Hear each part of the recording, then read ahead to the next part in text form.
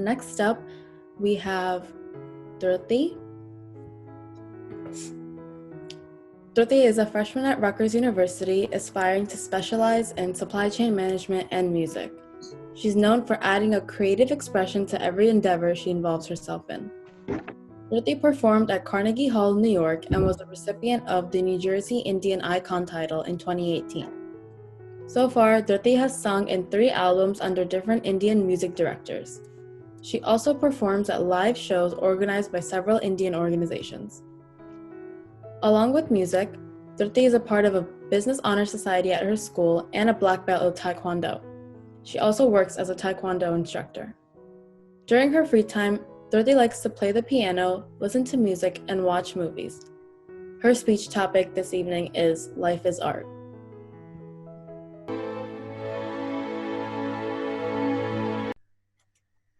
Last December, I had one of the best times when I went to New York City to celebrate my best friend's birthday. It was a cold, breezy winter evening when we roamed around the streets of the city and had a warm, filling meal at this beautiful restaurant. Everything about that day was so memorable. We were in an elegant restaurant and got a table that had an amazing view of the city. We had the most delicious food, and to top that off, we took lovely pictures on the nicely arranged balcony outside. It was the most fulfilling day. But what was it about that day that made it so special? Was it the warm, flavorful food? Was it the beautiful view of the buildings and the colorful billboards we saw?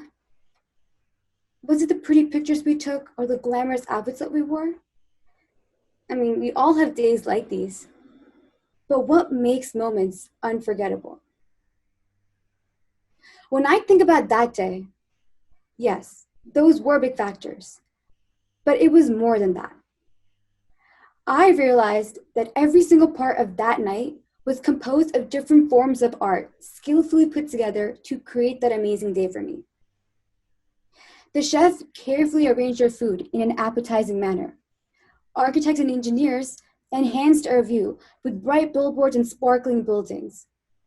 And we harnessed the art of photography by capturing the moment, aided by the designers who crafted our outfits. These are just specific examples of art that I noticed on that day. But have you realized that everything you have been experiencing or doing is actually a form of art? If you think about it, art makes us happy in every shape and form. And I'm not talking about fine arts, such as a painting or building a sculpture. Art is a variety of activities that we do in a way to express ourselves. The art I'm talking about is found everywhere and in everything we experience. For example, we watch an amazing movie or TV show and we become bound in the storyline or the message within. We see a delicious, nicely presented plate of pasta and our mouth waters to get a bite out of it. Or we listen to a song with impactful lyrics and a catchy tune, and we replay it again and again. Some people find pleasure, some use it for relaxation, or some find their passion in it. Regardless, we express ourselves daily, or find a way to feel our different emotions and thoughts through various activities. Art has been in existence for thousands of years. Though our ancestors may not have used it in the way you think, they did use art, or the principles of it, in hunting, fishing, and building. Now, you may be wondering why I mention hunting, fishing, and building as a form of art. But we humans have taken art to another level, to the point where we've turned everything into a form of it. Just think about it. We have applied basic artistic principles into every activity and occupation. For example, cooking and speaking. Both are regular activities in our lives, yet utterly different from one another. But the one similarity they have is that they're once a basic necessity, now turned into a form of art. When it comes to cooking or baking, for example, if we want a cake for an event, we do not just want the correct measurements of ingredients, but we also want the best decorations. We need the fondant, the icing, the little accessories and colors based on the occasion. We do not merely eat whatever we find. Instead, we spend the time and effort into making a beautiful, delicious item. And when it comes to speaking, comedians are the perfect example. Many comedians use a creative process to present their stories humorously. They structure their stories in a way to attract the audience and change the modulation in their voice based on the situation they're explaining to bring out that humor. We do not just want to tell or listen to a story. We want to connect and embrace with it. As seen through these examples, we have devoted time into making basic necessities into forms of art to express ourselves, and have even created a methodology in performing them. Art branches out more than just fine arts and goes more into human expression. There are now rules and instructions to do an activity, tips and tricks put in to make it even easier to perfect them. Whether that's in skateboarding, running, embroidering, singing, there's a certain technique to do it. And that technique itself is what makes it easier to express ourselves through that art form.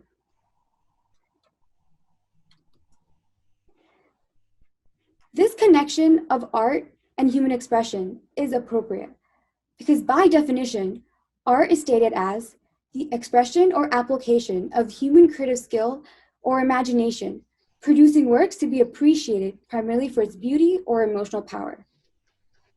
The first part of the definition explains how art is an application used to produce a skill or our imagination, while the last part of the definition mentions how art is a human creative skill to be appreciated for its beauty and emotional power.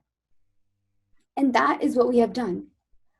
We have turned daily acts into things of beauty and now have emotional attachments towards them. As we notice art to be a form of human expression, we can take this even further and understand how it can personally help us. As humans, we are always expressing ourselves, and every manner we do it in is a form of art. But have you realized that you can find something even deeper in life through it? For example, through writing, we can list out and describe all our emotions through the way we write. Putting down our feelings through the art of writing can help us figure out what is important to us and where we want to be personally. The combination of certain words and the way it is structured can be very powerful and moving. Here, you see a relaxing activity now becoming a way of expression. And through this art of writing, a passion can be found from a simple yet complex activity. Being able to express in whatever manner it may be, whether it's verbal, written, or physical, can help us understand our thoughts. And soon we can translate that into finding our purpose.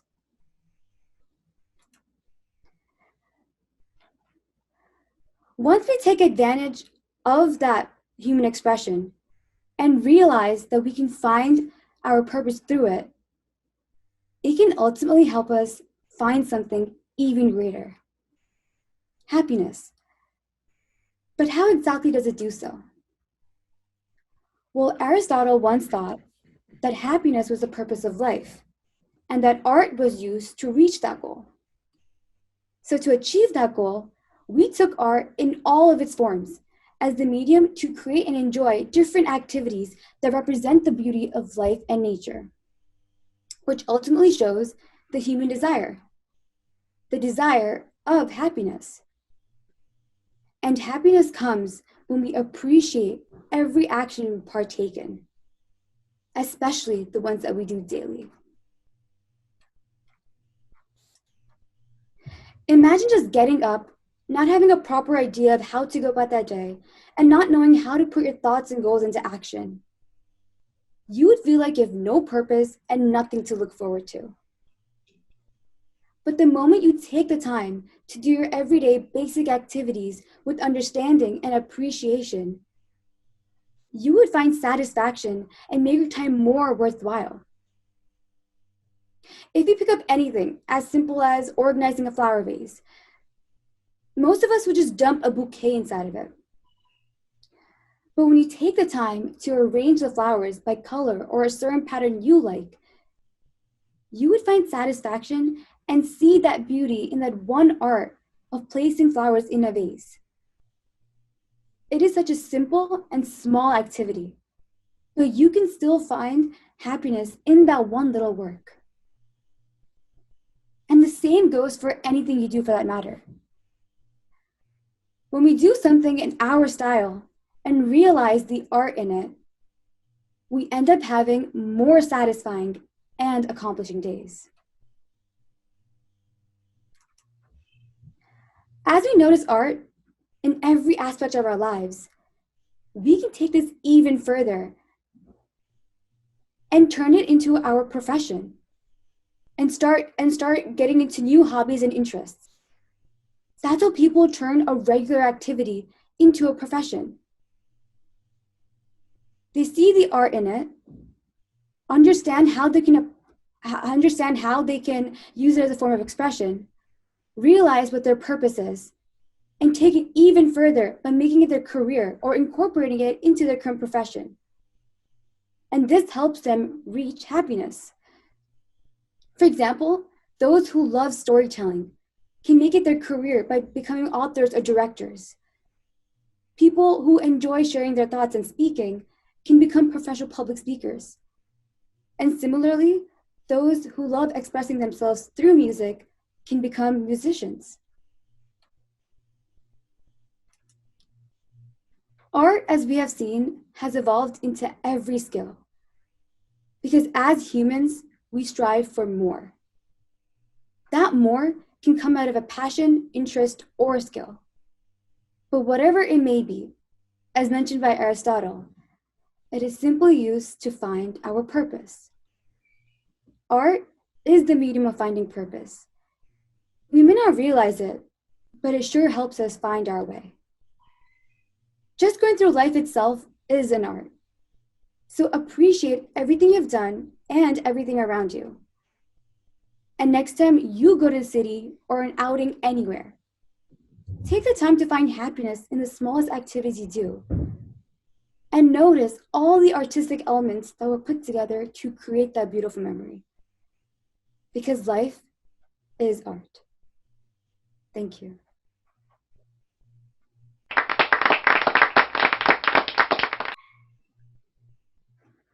So thank you, Dhruti. That was an inspiring speech about art in everyday life. I definitely learned a lot. So now I would like to ask the judges if they have any questions or comments as well. Okay, I have both. So thank you, Dhruti. This is again another educational one for me. And you did a great job. You took an abstract subject and went and did the research and figured it out, all the various aspects, and strung them together in such a nice way that most of the questions that they came, you answered them. You kind of anticipated what questions can come. So that's a very skillful presentation. Thank you. So I commend you on that. And as I said, yes, it's a different way of looking at things, and hopefully, starting right now, I will take a look at, try to take things from that perspective and try to see the good things. Now, here is the question part. So, I mean, granted, we'll all try to see the good things and see the art out there. But when there are obviously bad things, bad in our definition, in our individual thing, how do you see the art there? Well, definitely when there's bad things going on, it is difficult to see the positive side or to appreciate what's going on. But what we can do is try to find balance and find perspective in that, so we're not unhappy during those times, and we can have some kind of a balance in our minds when we're going through those issues. So it's like glass is half full. Yeah. Thank you. So I have one or two questions too. That was a great presentation. But art to me also reflects emotion. And the question that I have is, and I'm a little older than you are, so in the last, let's say, 50 years, does art reflect the emotion of the time? So if you look at the art in the 60s and 70s and 80s to the 2000s, how does that change? And do you think that that art, which is still life, reflects the emotion of the times in its presentation? Yeah, that's a good question. Well, Aristotle thought that art imitates an element of human like skill or human the mentality. So again, during that time, whatever was the art or whatever was the actions or activities that people were doing, the art was that for them, like the activities that they did to find pleasure and what they did to find a way to relax or express themselves. So it is different based on the time because activities changed through the decades, but whatever you find as an activity to express yourselves or to find pleasure is your form of art. Okay.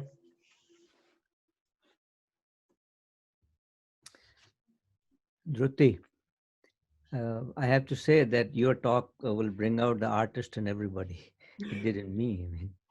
So the question is this, is it just is what the art as you describe it, not the fine art, is state of mind? It's more of, again, like actions that you do and activities you do and appreciating every small thing that you do, because a lot of times we just pass by the smallest things that we do every day without even regarding it. So it's more of following, more of appreciation and finding happiness in the smallest things. And again, that does help with your state of mind. So it kind of goes hand in hand.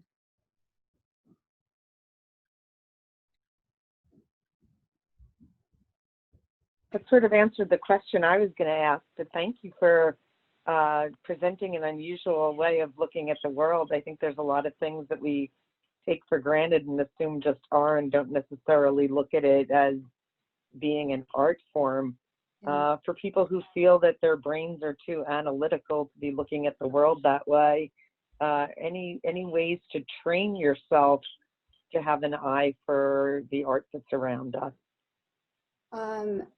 Well, when I was kind of coming up with this idea, I started to really reflect on every like good memories that I had and why that was a good memory. So it's you can get that state of mind when you start kind of reflecting on things and kind of noticing the smallest things that made it possible, because we don't really recognize smallest things. We tend to look at the bigger pictures of everything, but just noticing the small things that really made a difference that day could help you start going into that like mentality.